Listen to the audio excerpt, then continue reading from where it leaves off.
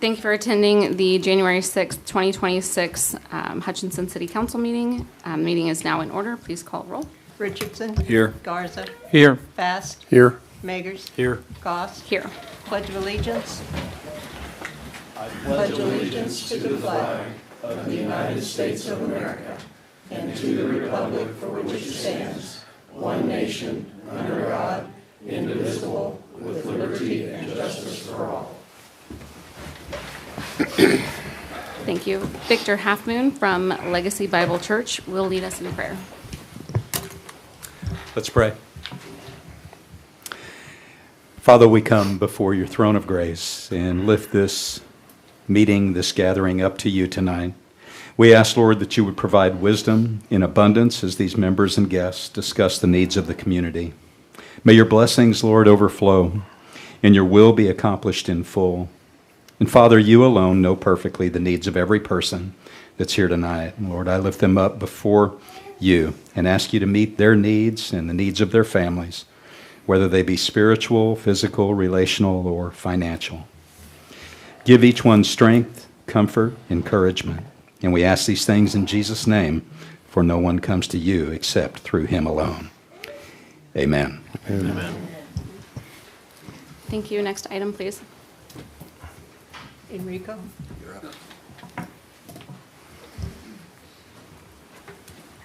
Have a few things.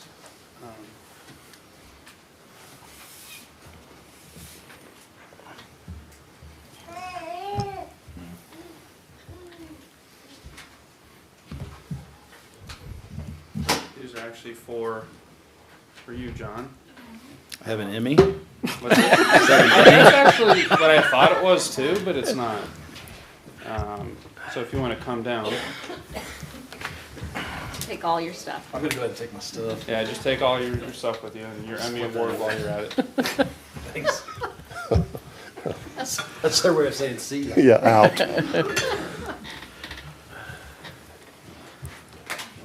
Open that. I'm interested in what's in there. Is it a ring on City of Hutchinson paper?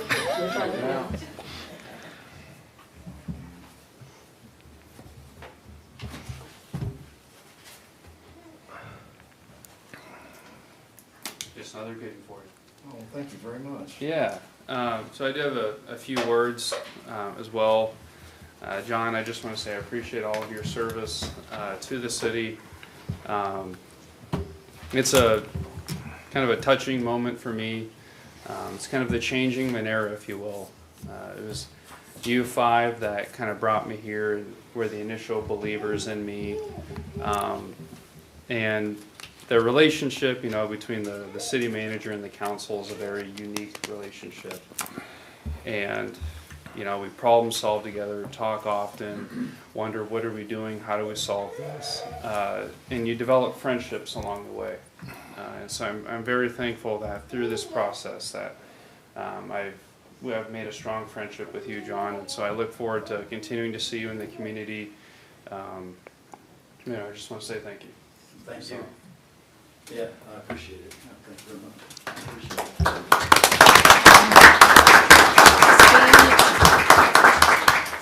it. Speech. Bye. I tend to mix humor in when I'm awkward and that things are a little weird, but I don't want to be insincere. I really appreciate this. This is really cool. I've learned a lot. I feel like I've grown quite a bit as a person over the last 4 years. I've met a lot of people I probably wouldn't have met during my normal day-to-day. If anything, I do want to say that the first 2 years on city council were pretty rough on a lot of people. A lot of the city staff members, many of you are here, just held their ground and stayed true to the course, and I appreciate that. There were a lot of difficulties that were results of decisions that I was either directly or indirectly involved with. And I want you to know I really appreciate and respect the professionalism. And if you were talking behind my back, I didn't hear about it, so I appreciate the discretion. But I feel like the last 2 years have gone much better than the first 2 years, and I feel like we're constantly improving, which is what the goal is. And I thank all of you for my time on city council. That's all I've got for you. So thank you. Hey, John, hold up a minute. I want to thank you for helping me out, man. When you came up here, I was a nervous wreck, and you settled me down, and I am what I am today, Steve Garza. Too much speak sometimes, but I appreciate all your time. Me and you had some meetings and ate together, dinners, and you helped me out quite a bit, and I really do appreciate that. And I wish you all the luck, man. Thank you. Thank you very much. I'm going to sit down now. Thank you very much.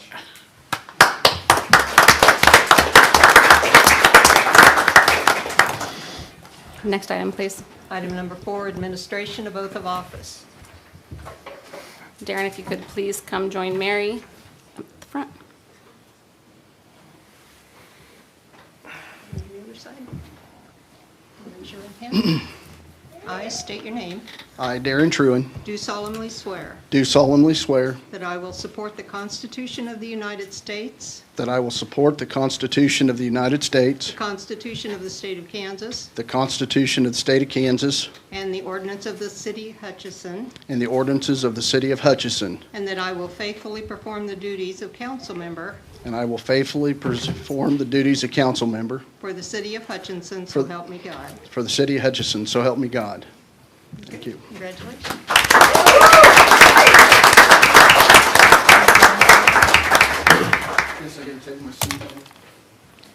If you'll wait just 1 minute, we're gonna do well, no, you vote on these. Yeah, no, you vote on these. Okay. We'll just play musical chairs a little bit. Next item, please. Item number 5, election of mayor. I was just going to nominate Scott. I was gonna nominate Scott too. I guess that's a first and a second. Okay. Scott, Truen, you- Yes. Garza, Yes. Bass, Yes. Goss, Yes. Magers. Abstain. And to get Well, you can't, started, I'm not gonna vote for myself, right? and to Why get not? things, I'll let you go to the next one, sorry. Next item, please. Item number 6, election of vice mayor. I would like to nominate Greg Fast for vice mayor. I will second that. Truen, Yes. Garza, Yes. Bass, Abstain. Goss, Yes. Magers. Yes. Scott?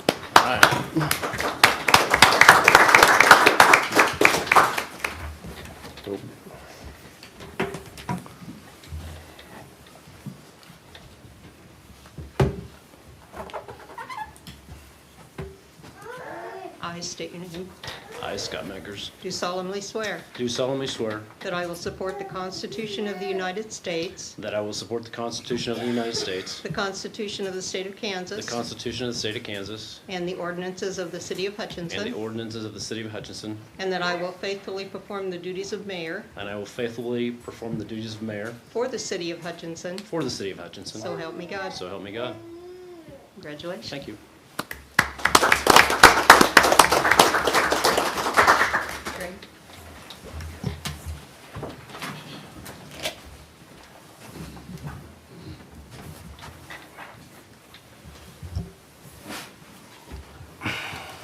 I state your name.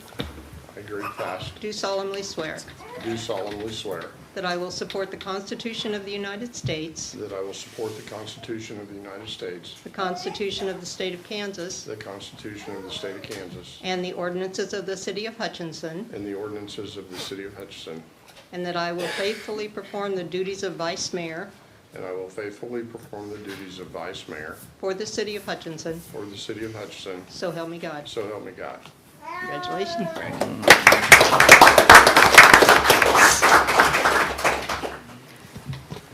We will take a 15-minute recess here. We do have refreshments in the lobby for everybody here. And we will be back at 55.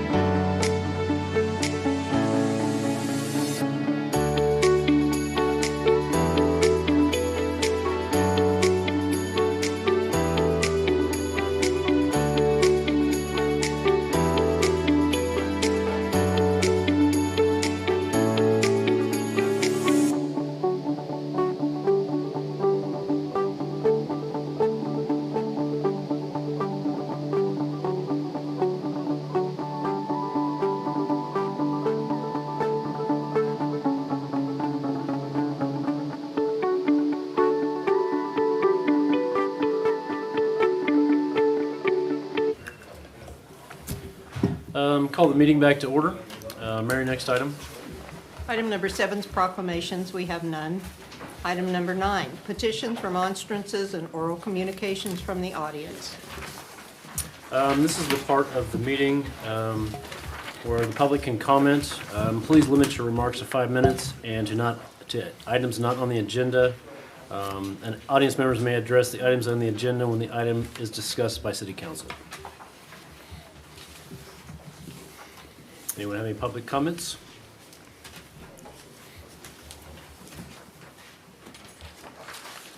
Okay. Item number 9, consent agenda. Has everyone had a chance, council, to read through the agenda?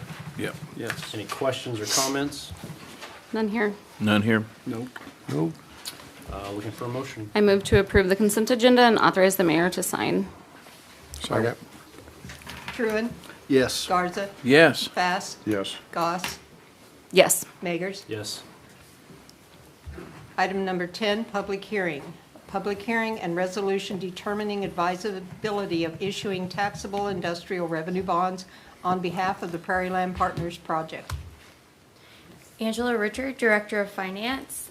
Tonight we have, did you open the public hearing? I'm sorry. We need to open the public. I move to open public hearing. Second. Truen, Yes. Garza, Yes. Fast, Yes. Goss, Yes. Magers. Yes. Tonight we have a public hearing to consider the advisability of issuing industrial revenue bonds on behalf of AVE PLP Properties or Prairie Land Partners. The project is an expansion of their commercial facility of approximately 32,000 square foot that's located at 1800 South Lorraine. The property has recently been annexed into the Hutchinson city limits. That part of their property was outside of city limits. The estimate amount of the proposed IRBs is $6 million. Notice has been sent to the related tax entities and publication has been published in the Hutchinson News.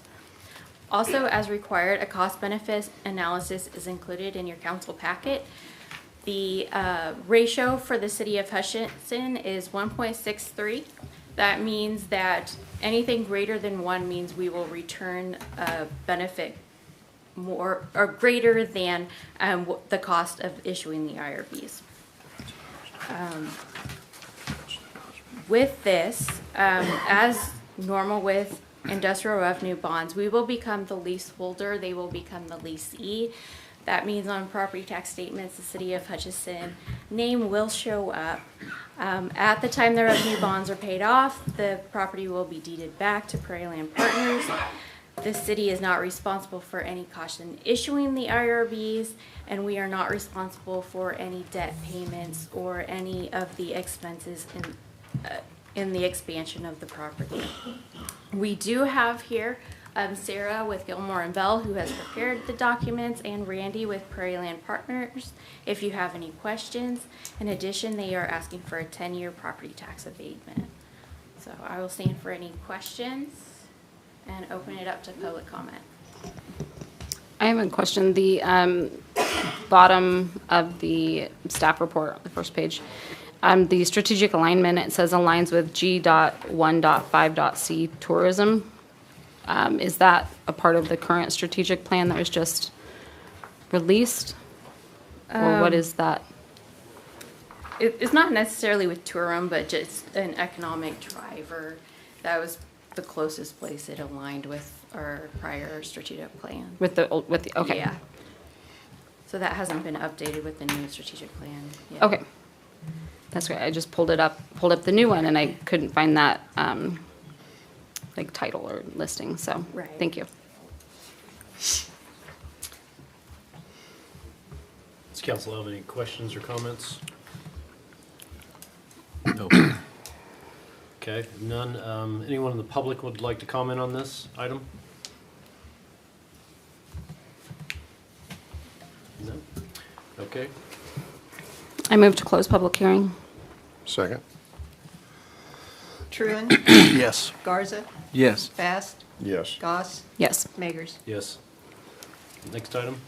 Item number 11, ordinances and resolutions. A, consider a resolution determining advisability of issuing taxable industrial revenue bonds on behalf of the Prairie Land Partners Project and authorize the mayor to sign. So now if you determine it's advisable, I would request that you make a motion to approve the resolution. Council, any questions on this item? Just a remark based on the presentation that we received at the last meeting. I think this is an exciting project, not only for Reno County, but for the area as well. And I think it'll pay dividends for the long-term future by investing not only in our students, but also creating a new career track that we don't currently have. Yeah, I think this will be a great thing for Hutchinson.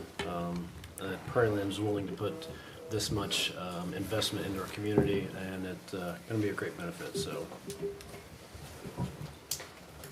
I move to approve a resolution determining advisability of issuing taxable industrial revenue bonds on behalf of the Prairie Land Partners Project and authorize the mayor to sign. second. Truen? Yes. Garza? Yes. Bast? Yes. Goss? Yes. Magers? Yes. Item number 11B, consider an ordinance amending the zoning map referred to in section 27-402 of chapter 27 of the Code of Ordinances of the City of Hutchinson as adopted by ordinance number 7518 and repealing certain parts of the original zoning map as designated in section 27-402 and authorize the mayor to sign. Good evening, Mayor and Council. Matt Williams, Director of Community Development. The applicant in this case is requesting a zone change from the R4 Residential Neighborhood Conservation District to the R1 Single Household Suburban District to allow domestic farm animals on their property generally located northwest of Hendricks and West 4th. The subject site is at 503 Cloverdale Drive. It's just over 2 acres and is currently developed with a single-family home and some accessory structures. The property is located approximately 300 feet east of the west city limit boundary line. With the zone change, the applicant intends to keep goats, sheep, and possibly 1 horse or donkey on the property. These animals are not permitted in the current R4 zoning district. The character of the area is defined by large residentially zoned properties developed prior to annexation. Many of these properties along Cloverdale have had animals in the past. In October, City Council approved a similar zone change approximately 600 feet to the north. The zone change was approved with a protective overlay that limited the uses to single family and the number and type of farm animals to 10 goats. On December 9th, the Planning Commission reviewed this request and recommended approval 5-0 with a protective overlay that limits the uses on site to single family and the number and type of farm animal to 10 goats or sheep and 1 horse or donkey. One member of the public spoke in favor of the case at the Planning Commission. Planning Commission also recommended that staff look into changing the zoning for the whole area, noting the large properties and the existing animals that are there in some cases. There were no comments from the public received prior to the public hearing, and no members of the public spoke in opposition to the case. Following the hearing, we got 6 valid protest petitions which were received against this request, with all of the properties located within the protest calculation area. So these 6 protest petitions were against the rezoning. The protests within the calculation area equals 61% of the protest area. Since this exceeds the state statute threshold of 20%, this request may only be approved with a supermajority vote, or 4 of 5 votes. Following the closing of the protest period, the owner of the property immediately to the north of the subject site, who did protest this case, asked for it to be rescinded. It's recommended that the City Council adopt the findings of the Planning Commission and approve the requested zone change and protective overlay. Alternatives include returning this case to the Planning Commission for additional consideration. With that, I'd be happy to answer any questions. So on this protective overlay, do we actually have to go out and check on to see if they've exceeded the amount of animals they can have on the property? Is that something we monitor?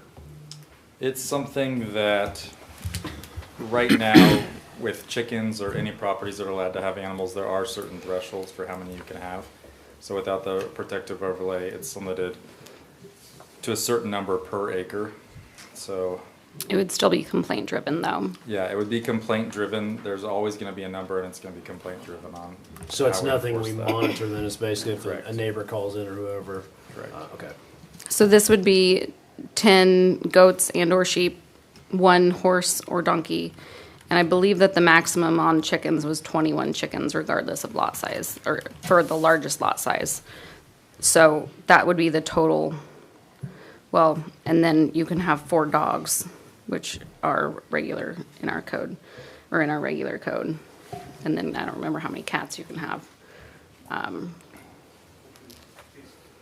It's a lot.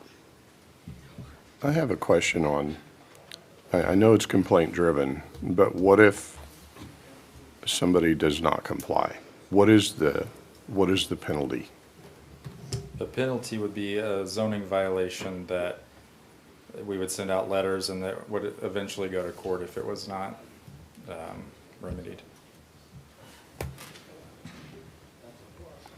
I wasn't asking specifically for this case, but for another couple different locations that seem to be ongoing for 5 years and nothing can be done, it appears. And For animal type cases? yeah, Yeah. pigs, goats, right in the middle of town. Yep. We are definitely dealing with that in court right now. Okay. And so then it's up to the judge on what the penalty will be. Correct. Okay. Or how long, how many extensions they give them. Okay. Oh, I'm not laughing at you. I'm thinking, why would we give anybody an extension on a pig or a goat if it's in direct violation? Anyway, is this typically how this happens? That it goes to planning and then people protest after that? Yeah, it's typically how it happens. We send out, for a zoning change, we send out letters to all the property owners within 200 feet, notifying them of the public hearing. Then the public hearing happens. Usually there would be opposition. If there is any opposition, it would be at the public hearing. And then, depending on what the recommendation is, there's that 2-week protest period that follows after the hearing to officially submit a protest. Oftentimes, though, there'll be a resident that maybe takes it upon themselves to kind of rally petitioners and maybe goes door to door. That's fairly common. I think that might be what happened in this case. Are there any current zoning violations open against this property or this property owner? I do not believe so.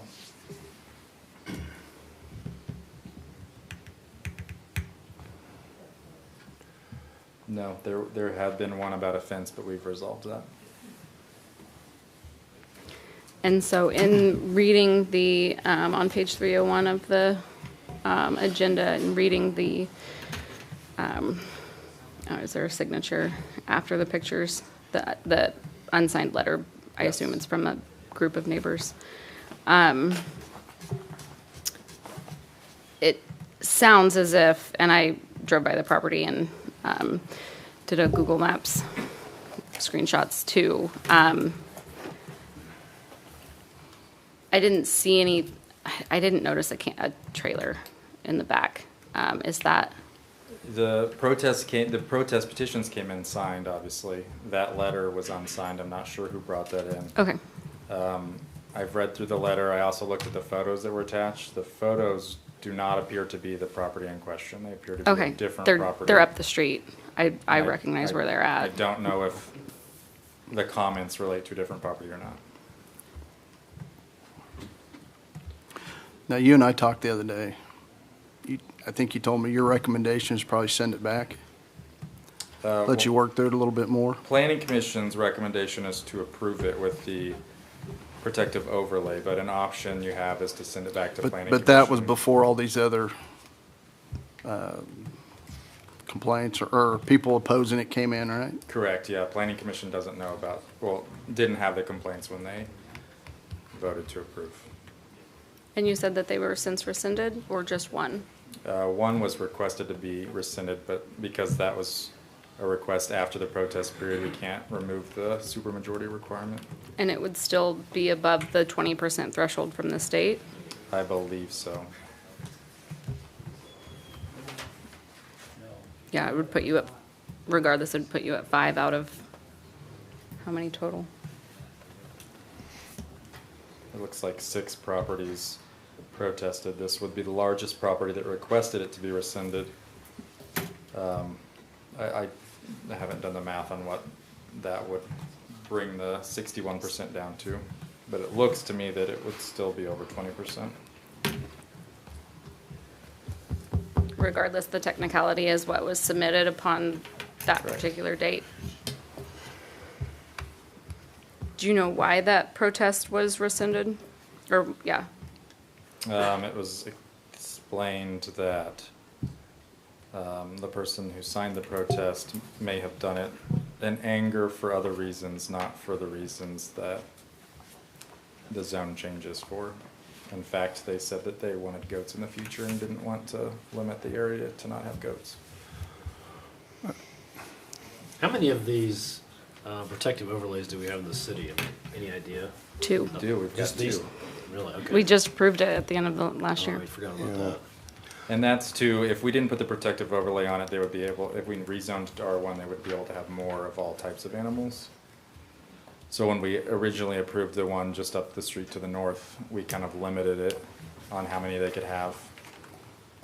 Does this stay with the current owner if they sell the property? Does it continue Stays to with the go? property. It's part of the Stays zoning. with the property. Okay, that's what I thought. Okay. In an effort to get it right, I think we could send it back. I certainly want to support the planning commission and their work, but just because of, the little bit of confusion that we may have, is that would be where I'm at on it. I don't know where everybody else is at on it. It's kind of where I'm at. I mean, planning commission didn't have this other information, and I'd kind of like to hear them, let them see the protest and hear what the other people have to say. And So I know I asked this when we had the car wash case in front of us, because it's going back, if it goes back to planning and zoning, we do not have a requirement to re-notify the neighbors of an additional period, That's correct, correct? yeah.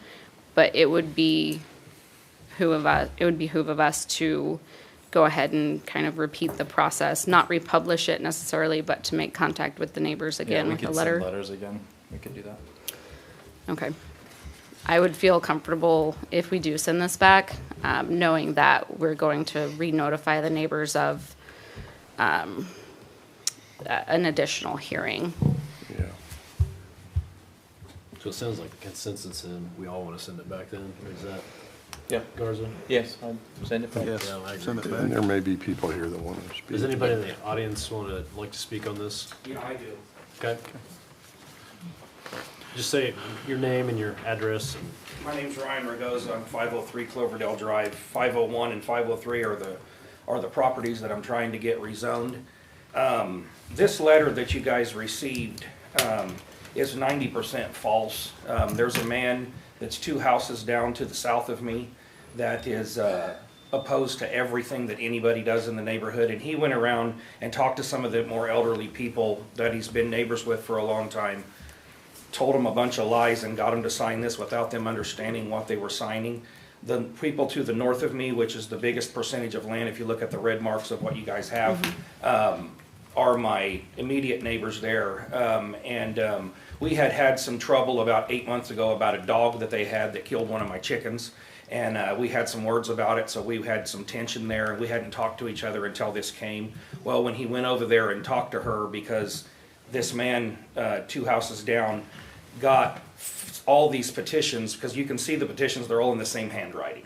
And he just went around and had people sign them by lying to him about some things that were going on in this letter. For one thing, he says that I have goats that get out and climb on people's vehicles, but I've never had a complaint. I've never had anyone, because if you go climb on your vehicle, you're going to turn that in. You know, you want insurance, you want something going on, and Debbie's never had a complaint about anything like that with me. He's saying that my chickens are in the road, but there's never been a complaint about that.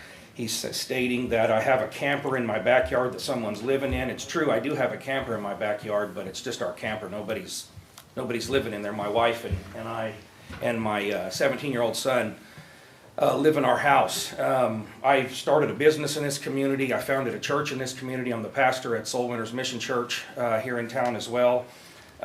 So the things that we've done here in the community are honest and good to try to contribute to the way that, you know, we want to live here and stuff. When we bought this property, we had a dream because we started to have grandkids of being able to find some place on the outskirts of town, right against Cow Creek over there, where we wouldn't be bothered, where we'd be able to just have goats or sheep or whatever and, you know, let them eat the grass and get a donkey to keep the coyotes and stuff away. Well, the property that's next door to me, which because of that property, the only reason that man was sent a letter, because he's not within 200 feet of my home. He's within 200 feet of that extra lot that I bought. That lot that I bought had a house on it that you guys tore down, and there was tons of debris and trees. I cut, I think, almost 50 trees down. I have letters from the fire guy, Jerry Dowling, stating that he's been out there multiple times and gave me burn permits as I've taken care of that, cleaned up that land. Debbie spoke up at the last meeting with us and congratulated us about all the work that we've done over there to clean it up and things. And this guy says in this letter that we're junky and that he's having to police the neighborhood and stuff. And then he sent pictures in saying it was my property, and it's not even my property. I just wanted to say something because you guys are deciding to just send it back, you know, well, you're sending it back on a bunch of false information that you've gotten.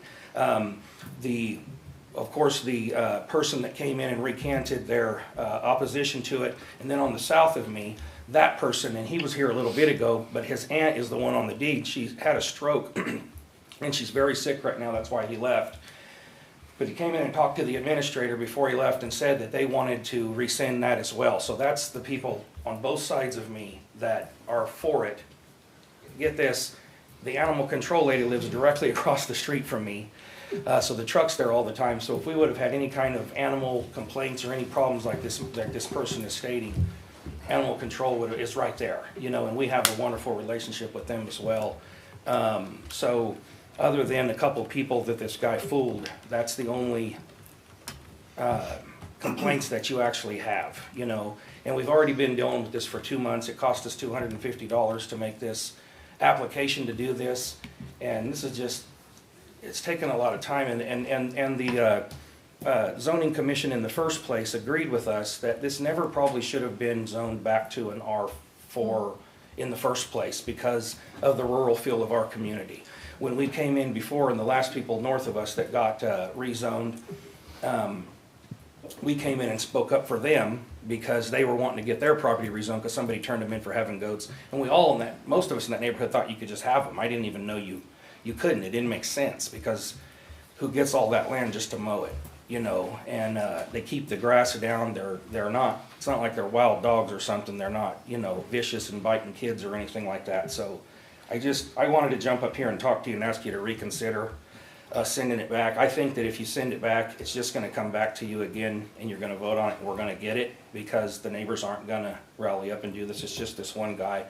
And if he has to actually come and speak and stuff, I think he's going to take the coward's way out like he did before and just sent the letter and didn't show up because we showed up to the zoning meeting and spoke like this and now we're here again speaking too, you know, so we're doing all the diligence that we can and trying to do everything right that we can. I'm putting up hundreds and hundreds of feet of privacy fence around my property to get everything secluded and closed off so that I don't bother anybody or have any trouble with anybody or anything like that. We've already spent $6,000 buying the lot next door because the property taxes were behind on it. And then I spent another $4,000 renting equipment and tearing out trees and getting rid of debris so just so we could start mowing it. You know, and then of course we put a fence up there to be able to section it off for the animals and stuff because we're getting prepared to be able to have all that. And so, I mean, I guess I could go on for an hour, but Do you know when, and you may not know because I don't think you've been in this property too terribly long, but do you know when that area was originally annexed into the city? 1970. In the 70s? When did Cloverdale get something? Into the city. It was probably, it was in the early 70s, because we had moved out because we thought we were in the country, and then right after that, they sucked us into the city. And, They moved out there because they thought they were in the country, and then right after that, it got. So we are one of the grandfathers. Can you Ma'am, come if to you him? could come to the podium, please. Sorry. State your name and address, please. Tammy Withers, 624 Cloverdale. We are actually grandfathered in, have horses. Anyone who, it is everyone's dream to be able to have a piece of country, but still be close to the grocery store and not have to drive a half hour or, you know, close. Cloverdale had it. And honestly and truly, anyone who drives down and looks at it, they see horses on our property. They're going to move in, and I was the one in the last meeting that said, you know, it really, the whole block needs to be changed back to the way it used to be. Because it's hard for someone to move in thinking that they can. The first people had almost 10 acres. I mean, we're not talking tiny little lots. We're talking huge chunks of land. To say, oh yeah, well, we got horses. I'm sorry, you can't have horses. We're grandfathered in. Well, that's just kind of cruel, you know? So as long as you have everything within reason, we're not talking about, you know, overwhelming everyone with horses, but what it brings to the kids and their involvement in 4-H. I showed all of our horses at the fair. You get a greater sense of animal husbandry, caring for things, a little bit more developed kids. And that's what, we're trying to bring it back. And not everyone wants a horse because horses are getting expensive. But a few little goats or sheep or whatever, they're not going to do any harm, like someone's pack of dogs that get out and maul someone. You know, you never hear of the sheep that mauled the little old lady walking down the street. So, and from time to time, yes, all animals get out, but usually you find them, you fix it, and you learn. Because an animal has nothing but time to figure out how to break free. It's, I don't know of anyone who's had an animal that it didn't bust out at some point. So, I don't know. He's not trying to go crazy. He's trying to go things in the right direction. And yeah, I think it's just someone lashed out. And that's everyone's knee-jerk reaction, is to go, well, but look at you. And I'm not trying to do that. It's just kind of for the better of the neighborhood to take it back. Anyway, sorry. Thank you. Thank you. Now, if we send this back, you have to wait till next month's meeting in order to do this, or could it be done by the next city council meeting? How would this work? We would, I'm not sure what planning commission meeting we would get it on. We'd be back here probably within a month. Now, I can see your point. You already spent $200. You spent a lot of time and effort, but the only problem that I see is that we have to give these other citizens a chance to come back. They might not come back like you said. So then, but the distance what I'm concerned about, if it's another month, you're going to have to wait another month before we get this settled. Am I right? So the only way we can do this is it has to go back to its regular meeting, right? In order, if we say take it back, right? If you send it back to planning commission, yeah. And like you said, that could be a month. I mean, what are you asking the planning commission to do? Because they're already asking for approval. Even though they know what they know, they're still asking for approval right now today. So, I mean, you know, that doesn't make. I need you to go to the mic. Sorry. I think, Bump him out of the way or not? I think, Mr. Rodriguez, that's a fair comment. I don't know that sending it back is going to change anything, but we do need to listen to people when they come to us and say, hey, time out. I understand that, but I mean, if you guys can do some just, I don't want this to sound rude, but some common sense detective work, because for one thing, this letter that you got with all the complaints, it isn't signed. So no one's, and the dude's not here. Nobody's here opposing it. They knew tonight was the night.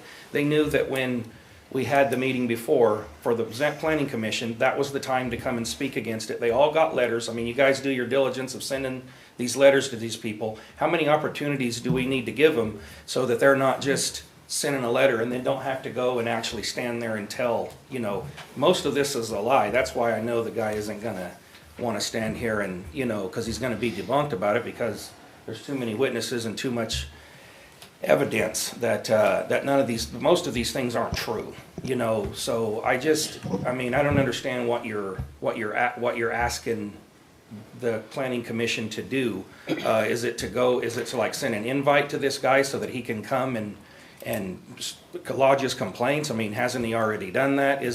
I think the consideration, Mr. Ragosa, would be to take into account the fact that the petitions that were received after their meeting that didn't exist when they held their meeting and recommended approval.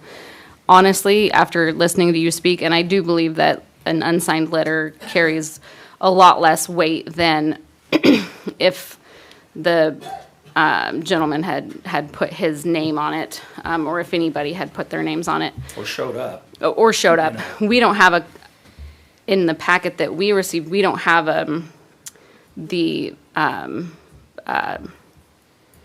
what's the word? Sorry, the protest petitions that were signed by the neighbors. Those staff has those. However, I think that just the process as a whole,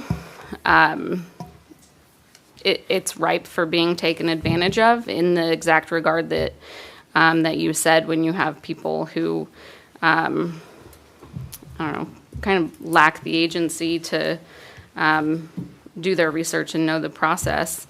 And somebody could walk in and say whatever, and if someone provides them the form to sign as the protest petition, then...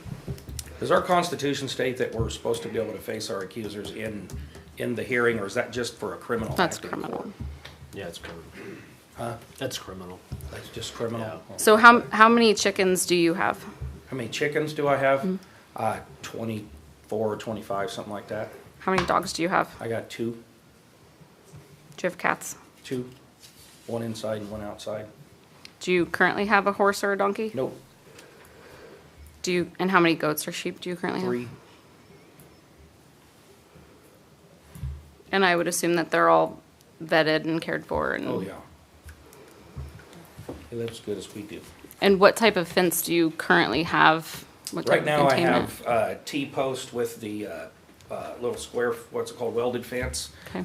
And I have privacy fence on also. The neighbors to the north, I've completely privacy fenced from the north side of my house to their property, and then all the way down, all the way to the end of our property where we're completely. The guy next door to me is scared to death of chickens. So I know that, yeah, but he really does have a phobia. He was flocked when he was a kid and stuff, so we're sensitive to that. So we spent a couple $1,000s and put up privacy fence so he doesn't even see them.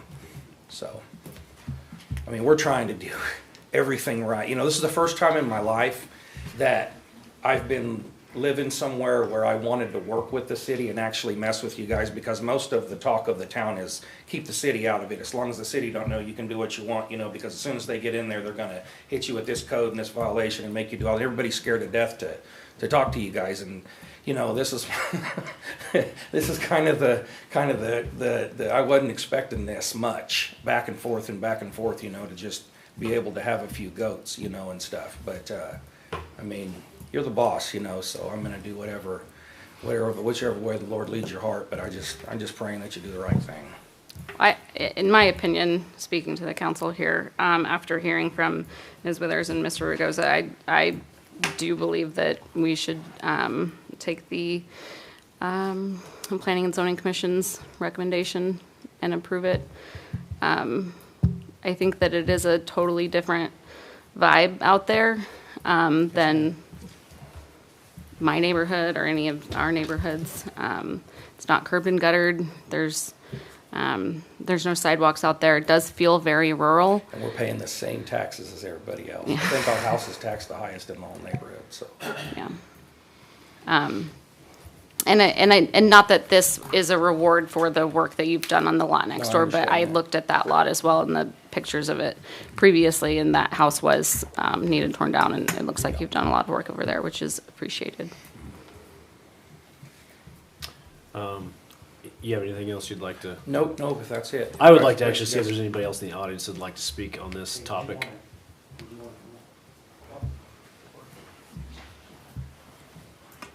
I'm Travis Oden. I live at 1614 West 4th.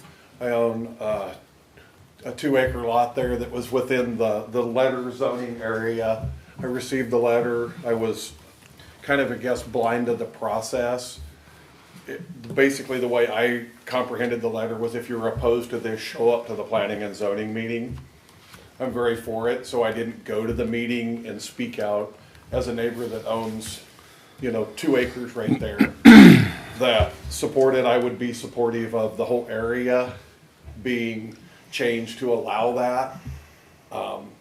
I bought a lot that was the 2 acres a little over a year ago. I've spent a tremendous amount of time cleaning that lot. I'm right up against the city limits, right up against the levee. And at some point, I would consider getting that lot fenced and a couple of maintenance animals to help take care of it so it's not in the shape it's in now. I bought it solely to clean it up because I didn't like living next to the mess that was there, that the city had done nothing about over the last 15 years that I've lived in my house right there.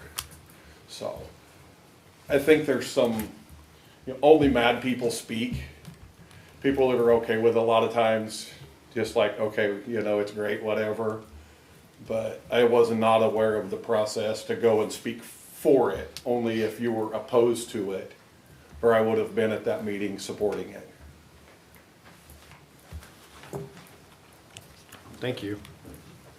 Anyone else like to comment on this? My name is Ryan Weavy. I live at 1606 West 4th Avenue. The neighbor in question, my property butts right up to his. We've always had issues. When I first moved there, lots of years ago, everybody had animals, and I had gotten a couple of goats.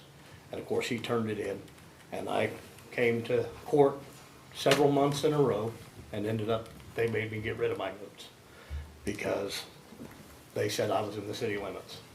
At the time that I bought my property, and to this day, the city limit sign is still on the other side of my property.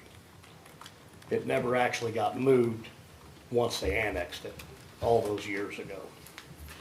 So I don't understand why they, are having such an issue with it, but this guy's he's hot-headed and gets mad about a lot of stuff. He called me numerous names whenever he said, well, you're wanting it changed too. And I said, well, I don't see an issue with a couple of goats, And he called me numerous speakers and, told me that the reason why is because some guy had 30 horses out there and it ruined the nitrites.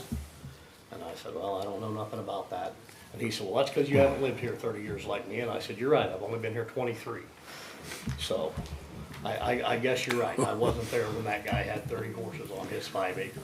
But according So- to the new rule, he would Ma'am. not have ever been allowed 30 horses. Right. Under the current. Ma'am, if you're going to talk, I need you to come to the mic, please. All right. Any questions?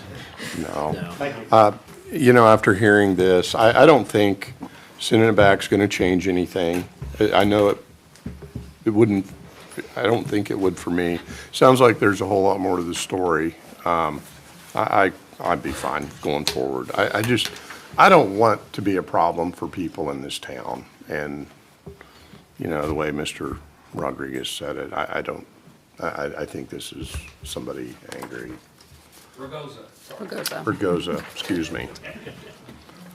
And, I mean, as you can see, most planning cases don't have people that come and speak in support of them. So that's probably why Planning Commission recommended the whole area be rezoned, because there were so many people that spoke in support of the zone Right. change. I'm sorry, Rudy. Called you the wrong name. It is Rudy, right? I'll just stop. I just want to make It's sure okay, Gary. nobody else would like to speak on this topic. Gary. All right. Are we all done with that? Yes. I just want to make sure there's nobody else that wants to speak on this topic. Council have anything? I have a question for Mr. Williams.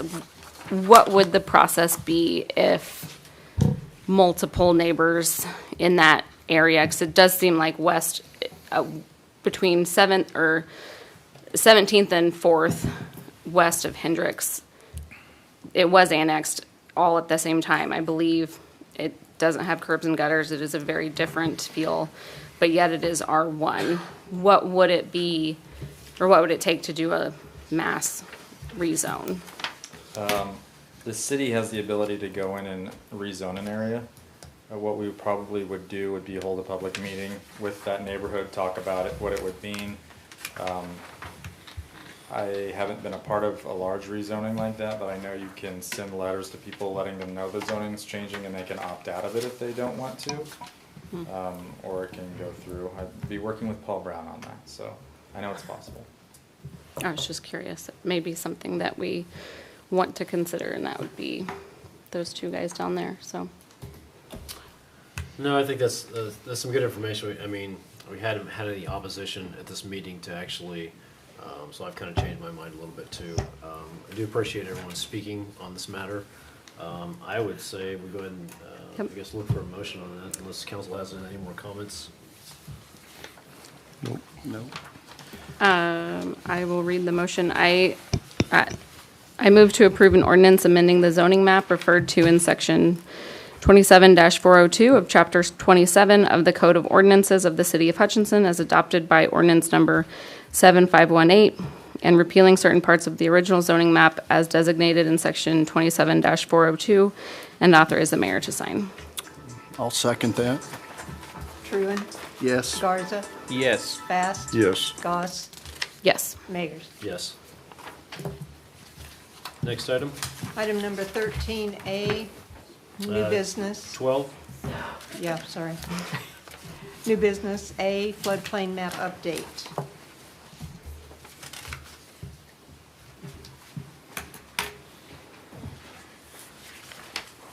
Evening, council. Cecil Weibel, Public Works Director.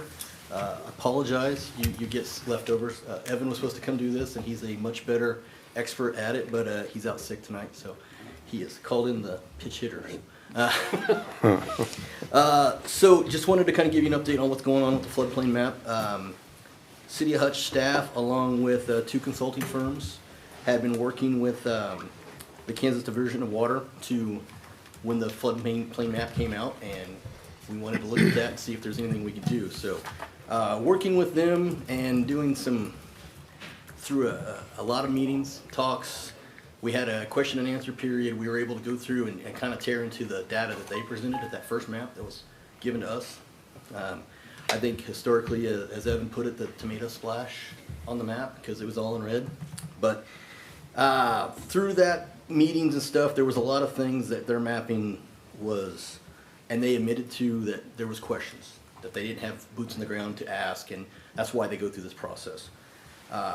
Along with, city staff and the consultant firms that we had, we were able to go through, find a lot of piping that was bigger diameter than they had anticipated, which gave us more storage. We were also able to show some historic data that they didn't have access to at the time. Through that, at the last meeting we had in December, they came back and let us know that with all this work, we actually did on their initial estimates, we've got between 25 and 35% reduction in what their initial plan was. We still have time to go through before the official maps are put in to do some more work within the city to help reduce that further. But we just want to make sure we give thanks to the city staff that did, hours and hours of work on this. This was something that, some cities would have chose to just say, the state did it, we're going to live by it. Our staff and city decided that we were going to try to see if there was something we could do. So with city staff's help and our consultants, we had JEO and who was the other firm we had? I apologize. NEER. They helped us be able to find this and put some, at least some justified effort into this. So there has been a reduction. We're not completely out of the woods. It's still, compared to what we had, it's still a large area that's under some floodplain, but we are still working with that. So we still have a plan in place to continue to cut away at this map. We're still going to be using the stormwater fund that we had, and hopefully if everything goes well, if the sales tax goes through, we'll be using that money to help with this as well. But we still have a large plan, budgeted areas, ponds to dig, and ditches to clean out and upsize. So just kind of wanted to give you guys an update on how that looks. How much of that that work have we done, digging ponds, cleaning things out, etc.? I know we've done quite a bit already, haven't we? We've officially completed one pond. We've done a lot of the legwork on as far as some designing of 3 or 4 others, and getting them ready. We've had some community meetings with some of those. We hadn't officially started on the next one we were looking at was the Farmington Park area, but we waited on that until we got this result back, and we officially get those maps next week. The thing we want to make sure we look at is, with this reduction, some of these ponds are neighborhood specific on where they'll help. Well, if those are already out of the floodplain because of the new information, we're going to concentrate our efforts on the places that are affected the most. So the next one we were planning is Farmington, but we're waiting until we get the official maps next week to clarify if that's still going to be the target area. Well, I do appreciate all the time staff has put into this. You guys worked. I think we really need to express to the community how hard staff has worked on this and how, to your point, most communities would just say, well, this is what they say we have to do. And we stood up, and I don't know that people realize how much it would cost them for flood insurance and cost us with businesses not coming here because they'd be building underwater or having to spend too much to get it out of the floodplain. So thank you, thank you, thank you. And once again, you're waiting to see where the floodplain, the new flood maps, so that we don't dig more ponds where we don't need to dig ponds. Yep. Brilliant. Thank you for caring. And thank you, Enrico, for pointing this out in the very beginning. Yes. I mean, no matter what, we're always going to fight for the community, and this just demonstrates that attitude. And we'll continue to push this and see how much more we can reduce. Thanks, Cecil. Next item. Item number 12B, special assessment policy revisions. Angela Richard, Director of Finance. Before you tonight, I have special assessment policy revisions that we are proposing. Per the city manager's request, we reviewed the special assessment policy for needed revisions. Just to give a broad overview of how the special assessment policy works, it's a way for developers or residential areas of the city to petition the city to fund certain improvements that qualify street, water, sewer, for the city to pay for that and then assess that to their property taxes up to 20 years. So the point of special assessments is that those benefited by that project are paying for that project, and the general public as a whole is not paying for those improvements. So the first suggestion that we have to this policy is to add a paragraph that describes the purpose of special assessments, basically what I just said, so that the general public isn't paying for those specific improvements. The second recommendation is that any properties located within that benefit district would be required to annex into the city limits. The next is that we would add language that a developer would not be delinquent on real estate taxes. It was already stated that they must not be delinquent on special assessment taxes, but we recommend including normal real estate taxes as well. It just provides reassurance that that developer is financially stable and capable of moving forward with that project. The next item that we request is section 4, where you're stating that it applies only to residential areas. So section 4 of the policy outlines what the city will and will not contribute to with special assessments. And it also would then add that the city manager has discretion to divide costs for certain projects in a way that would benefit the city as needed. Section 4A also has language that the city council will approve which streets will be reconstructed periodically. That's the way the process currently works. The policy has stated that the city council selects which roads, but city staff selects them and then comes to you for approval. So we just wanted to clarify that. It also then stated in a specific amount we would spend on mill and overlays. We are saying that instead it's just part of the annual budget process. So we're not specifying a certain amount that would be needed to be updated periodically. Section 4D relates to water special assessment projects.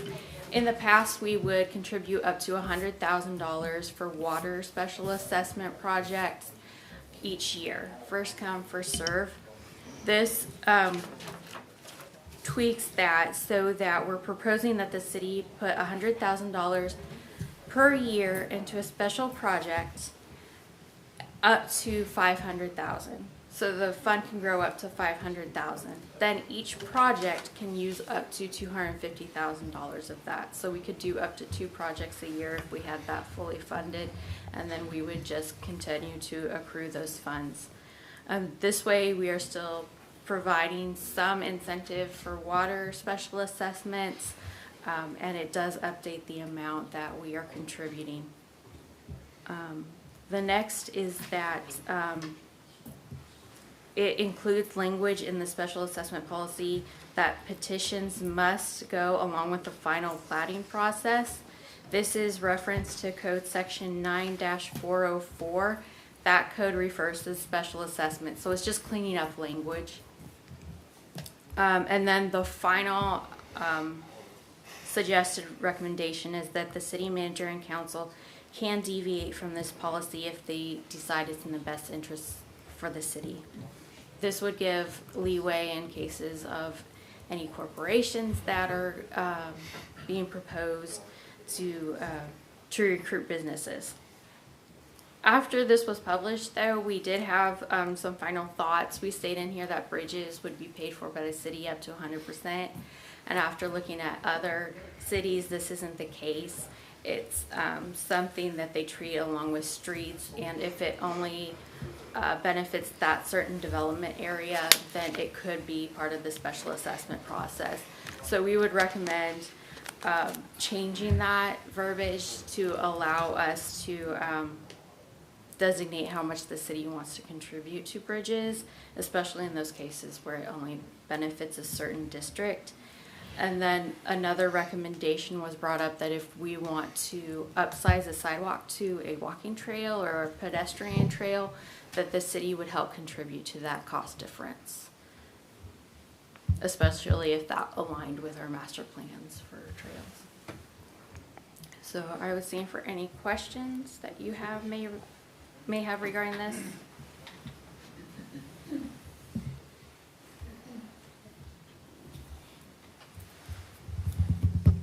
So on that contribution, we just did 100,000 before, wasn't that? Yes, and it just stayed at 100,000. If no one used it, we didn't contribute any more the next year. So on this funding, what funding balance or fund is it going to come out of? It would come out of the water fund. Okay, a stormwater or just regular? Regular water. Regular water. Okay. I think this goes above and beyond my expectations of the policy changes. Really cleans up everything else. And the consideration of the bridges is that I think that's a good evaluation of the situation to include, because some of the bridges are only for a very small benefit. And I think that the neighborhood should have the opportunity to choose if they want it or not, versus making everybody pay for it when it's not a benefit to everybody. Good work. Thank you. It was a very large team effort. Thank you and the team. Any more questions? Does this require an approval, or since it is a policy? Yes, I believe the council would a motion to approve the policy. I'll move to approve the new special assessment policy. I with the second. revisions. Truman? Yes. Garza? Yes. Fast? Yes. Goss? Yes. Makers? Yes. Thank you. Thank you, Angela. Next item. Item 12C, strategic plan update. Good evening, Council. Dave Sotelo, Director of Strategic Growth. You had requested at our last meeting, or our last strategic plan update meeting where you approved it, just sort of what direction then we were going to take with the strategic plan. I have a really brief presentation and then happy to answer any questions. But I just kind of want to tell you where we are at and the steps we're taking to move forward with the strategic plan. So after the strategic plan was approved, I worked with the staff members and still working with the department heads to figure out which goal they were going to work on first, what priorities they were going to set. Some of that work requires them answering a questionnaire of the measurable differences once the goal succeeds, what the top priority would be for them as a next step, key milestones that they might face over the next year, 2 years, 3 years, partners that they might need, so other department heads or community members that they need to work with on that specific goal, some early wins that they can find, and then what decisions and who needs to make those decisions. You also wanted to see sort of what our rubric looks like, what our work plan looks like. So I have that in front of you. We'll provide that for you, and this will be also on the website, so if you want to access that. But this essentially breaks down each of those goals. It has a champion, and you'll notice that champion is a department head. Typically partners if they are required for that goal, and then it goes Q1, Q2, Q3, Q4 of the next 3 years. So you can only see 2026 on that, but it goes over the next 3 years. And so on those sections, you'll find the steps that we're going to take. So we'll name those specific steps. And if there are no steps in the first or second year, because we might not work on that goal within the first 2 years, we'll point that out. Then the other thing you wanted to know is how often we're planning to update you, and we're planning to update you on a quarterly basis. Not on all of the goals, but on the ones we're actually making progress on. And I believe that's all I have for you. Any questions for me?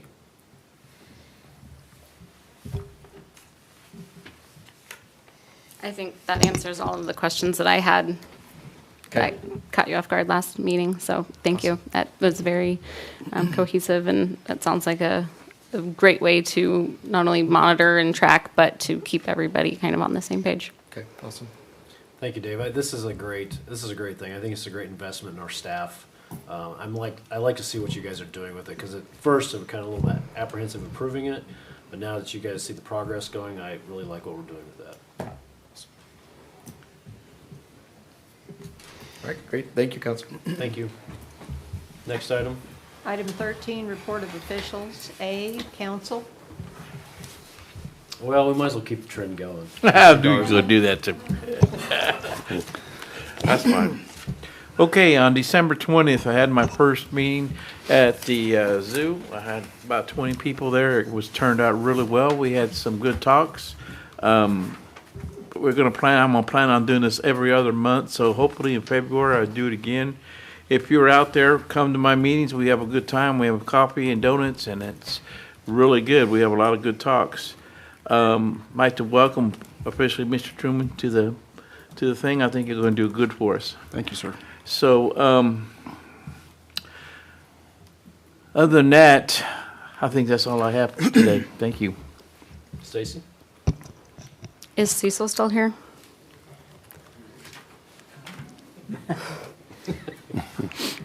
I had two questions about two sections of Brick Street. The first is West 2nd Street, essentially from like Monroe to Maine. When is that scheduled to be? Is that scheduled yet to be? A lot of the brick streets in town, we don't have an official schedule on when we're going to do. Okay. There's been some money put into budget line item to start forming what that plan will look like. But we've kind of discovered that, especially with a lot of the brick streets and stuff, we need to make sure we do our due diligence and figure out if it's a historic district or not.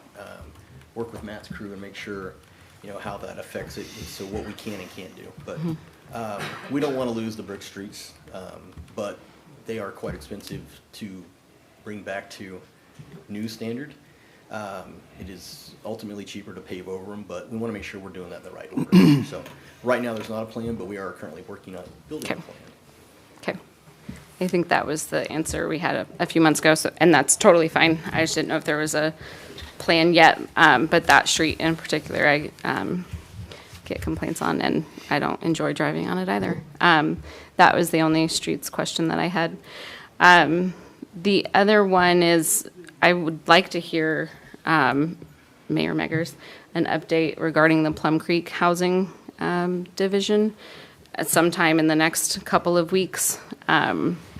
Feels like progress is very slow in that neighborhood, and I'm curious as to why and if there's anything that needs to be done to get it moving. I'm not looking for an answer or response from anybody this evening. And then the other item, kind of a loose end to wrap up from last year, is the Worm Farm 3405 East 4th. It seems like kind of the same situation. Progress has stalled there. I know that we were in good communication and things were moving for a while, and I don't think that they are still. So I'd really like to hear from him again. And then the other one, this would be a question for Chief Burley.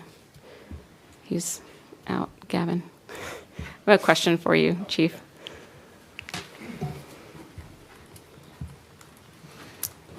So recently an arrest was made, and you don't have to speak to the case specifically, but an arrest was made in it was in the press release that the methamphetamine was being made in the home, I believe. So KBI has standards when a home requires DEA remediation, and then it goes on a registry.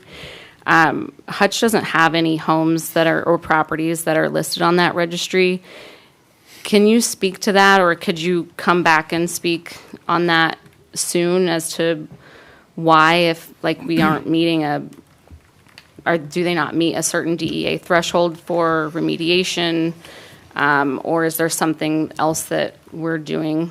I know some cities have their own registry, but KBI also has one. Can you tell me what example you were referring to? So when, sorry.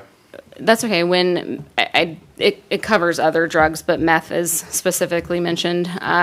When a drug bust is made and meth is determined that it was being made in the home or in the property, KBI and the DEA are contacted. The DEA provides guidelines, from what I've read, on the remediation of the property, and then it goes on a registry for 5 years after remediation. And that registry is maintained by the KBI. But I noticed that the city of Hutchinson doesn't have anything. There's actually very few listed in the state.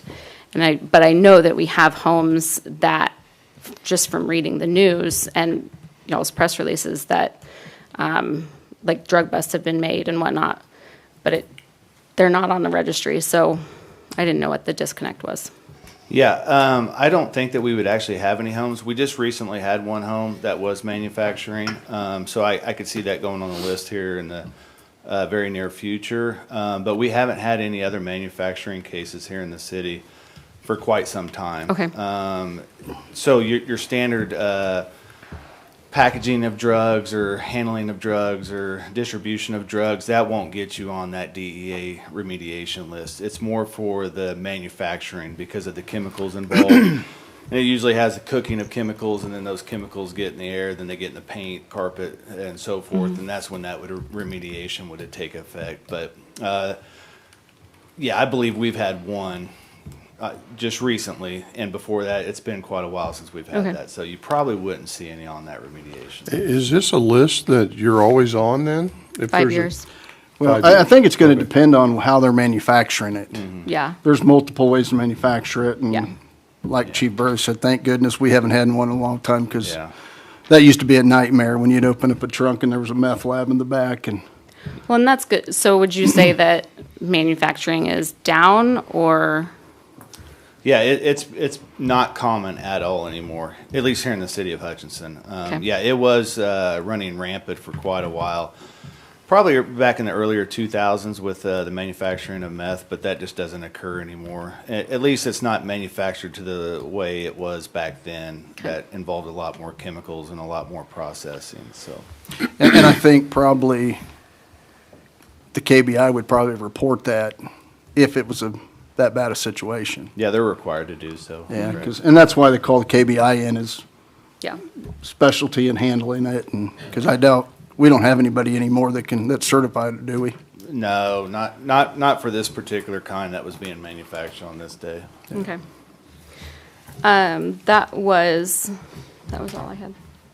Welcome to council. Darren? You're Well, up. thank you. I don't have a whole lot. I just very excited to get started and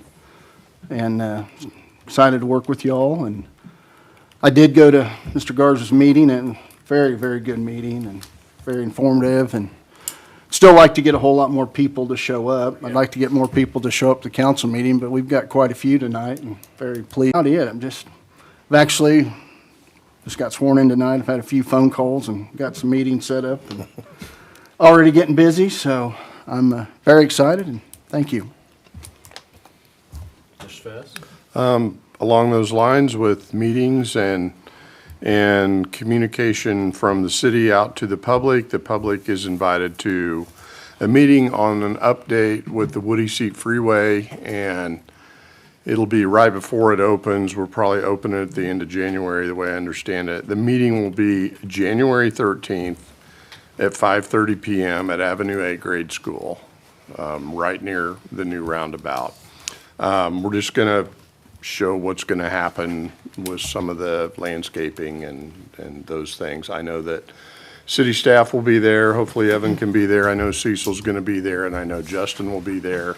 I don't think there's going to be anything earth-shattering, but I thought the timing was right, and that project is on schedule and looks beautiful. What time is the meeting? 5:30, and hopefully it'll still be daylight out. We can look around and talk, and that's why we're starting at 5:30 instead of later. Thank you, Jessica, for putting that together. Thank you for the inspiration, Steve, of trying to get more community involvement. So thank you for staff. I've already said thank you for the flood stuff, but there's just a lot that goes on every day that people don't realize, and it's much appreciated. Welcome, Darren. Thank you, sir. See you, John. That's all I have. I think he's already went to bed. I know. He's watching at home, though. He is. I just want to thank council for having the confidence in me to be your next mayor. I want to thank the community for electing me to be on council. I want to welcome Darren on. We've got a great city council, and I think it's going to get even better. There's a lot of great things we have going now and in the future. I do want to thank John for his time he put in with us. He did a lot of great things when he was on council. He had to go through a lot of things. Gonna miss some of his insights. He brought some great things to the table. And then I would like to also congratulate HCC. I know they came up short with the national championship game, but it's still a great effort to get number 2 in the country. So I want to congratulate Coach Dallas and his staff and team on a great year. And I think that's all I have. Enrico? I would also like to welcome Darren as well. I'm excited to see the direction of Hutchinson.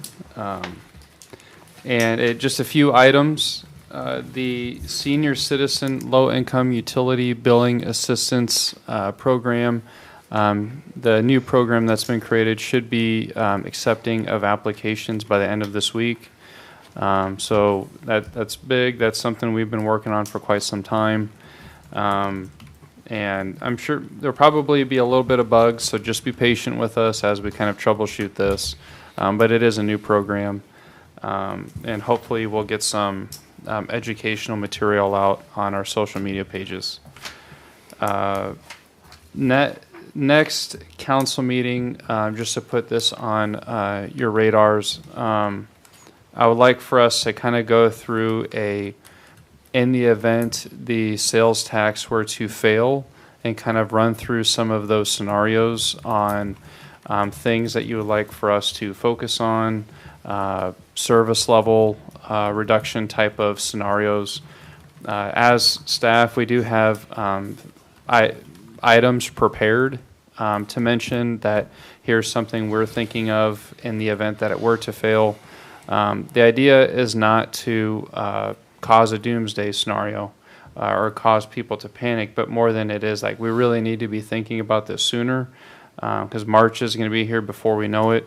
And so the more prepped and planned we are, that'll also allow us to get out more engagement after March, especially on what service level reductions they could expect potentially. And this one I am excited about, but I'll keep the information brief for now. As a city, we'll be exploring one more possible star bond project. We're meeting with several community partners now to formulate a strong plan, put ideas on paper, assemble the team, and then kind of go through the star bond process that we went through. But I'm very excited about this one, and more to come. Any other news that you want to share? I think that's it. I do know that I was just informed that the two LIHTC projects from last year that didn't make the cut, they're now back on the table. So the developers came back to the city and said, hey, we're still interested. I think that speaks well to the culture of Hutch, that they still want to invest here. So I am excited about those LIHTC housing options for us, and some more to come on that. So that's a big one. Oh, thank you. And recently, the government business review that had selected me to be a top 10 city manager had decided to upgrade that to city manager of the year for 2026. Yeah. Thank you. I forgot about that one. So I that's all I have, but I'll stand for any questions, especially on any sales tax type of scenarios. I do look forward to kind of running through that, because we'll need, as staff, time to kind of beat anything up. So the months ahead will be fruitful for us, I hope. The prioritization of the service reductions, will that be a discussion during this, or will we have a study session? I'll leave it up to you all on what you would like. I think part of the, and that's a fair question, part of the analysis from last year is I think people probably recognize behind the scenes that cuts are made, but there was some requests made that, hey, can you at least make it more known what those are? And so I don't think there's any shame in making that more public. It is more transparent. It is the public's money. So essentially, you'll know how the sausage is made. Well, I think for the sake of having a collaborative discussion, I think if we went back there and still had it on YouTube, had it live streamed, that would be beneficial, just so we have the technology for any presentations, and we also can have multiple directors seated at the same time to, talk about if this, then that. Like a work session? Yeah. Yep. And it would be open to the public and available for people to go back and watch as well. Yeah. No, I think that sounds pretty good. And probably the more appropriate way to handle it. And I kind of think of this as a precursor to our budget sessions, and we live stream all of our budget sessions. So. Awesome. Yep, we can do that. Okay, thanks. Executive session? Yes. How long do you need? 25 minutes. 25 minutes. Okay.